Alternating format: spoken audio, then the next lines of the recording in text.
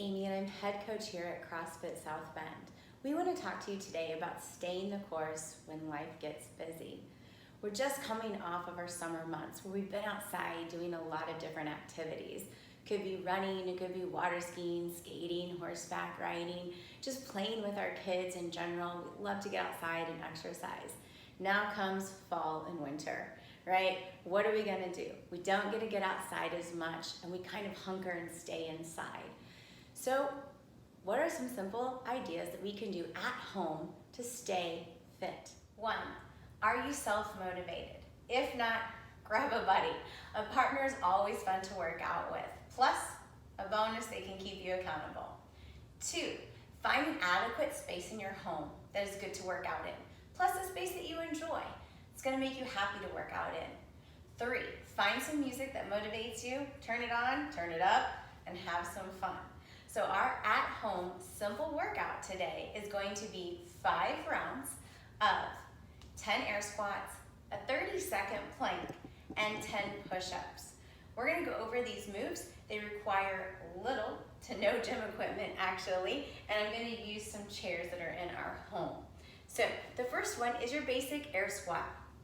My cat is gonna join me here, Bugsy.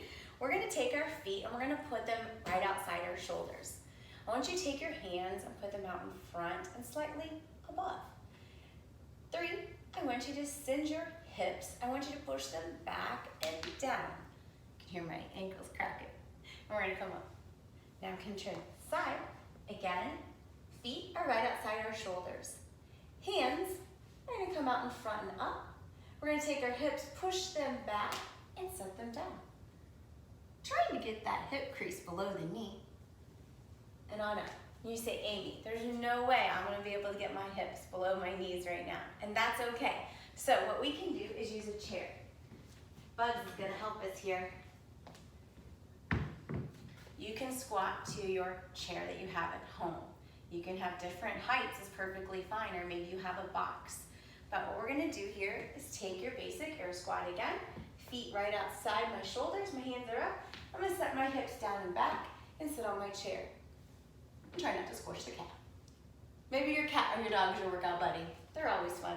I love mine, that's for sure. All right, next we're gonna go to our plank. We're gonna come down, all fours here. Hands are grounded, and we're gonna kick back our feet. As we kick back our feet, we're gonna make sure our core is nice and tight, that tummy, our head's in line with our spine. We're gonna hold 30 seconds, really pushing into the ground. You might say, Amy, that's pretty easy. So if that's easy, I want you to come on down to your forearms and hold that plank. That's a little more challenging. Saying that's really hard. All right, let's go to our knees, go back to our hands, and we're gonna hold a forearm plank, or I should say hand plank, just like this. And kick up those feet as well.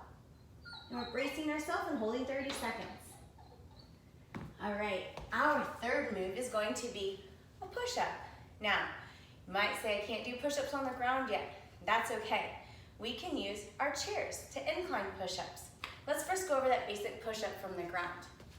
I'm gonna come back to that nice planked out position, and I'm gonna lower my body to the ground to where my chest touches. Notice my quads are off the ground. I'm gonna push right back up and come right back down. And then push up and down. Keeping note that I wanna keep my body in total alignment, not push up with the back and then come up with the hips. That's called snaking, and we want to avoid that. So let's use our chairs for example. Incline push-ups. Find a chair of good height, brace it up against the wall. I'm gonna come out to my plank, lower to my chest, and then push back up. Lower to the chest, push right back up. That might be too easy. Find another chair that's lower. Take Bugs for a ride again. Maybe he'll stay on.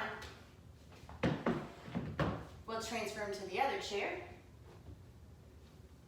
And again, brace up against the wall. Kick your feet out back to that plank. Lower the chest. Push right back up. Make each of those elbows stay nice and close to the body. And you have a good push up there. We're gonna do 10 of those. So we're gonna do 5 rounds. Again, 10 air squats, 30-second plank, and 10 push-ups. You can time yourself, or don't time yourself, that's okay. Maybe next week you're gonna do, feeling really good, you're gonna do 10 rounds, 4 time. Or maybe you wanna say you have 15 minutes and that's all you have today, and you do this workout for 15 minutes and see how many rounds you get. Well, the idea here is that we want you to have fun and be creative. So how do you progress things? Maybe for your squat, you're down into that good squat position, you grab something that has some weight, and we do what we call a goblet squat, and you do 10 squats like that. Maybe you don't add weight, and you add reps. You're doing 10, instead of 10 squats, you're doing 20. And instead of 10 push-ups, you're gonna do 20 push-ups. There's lots of different ways we can progress movements. For the plank, again, maybe you add weight to your back for that weighted plank. Or we can do something called a marching plank. Let me demonstrate.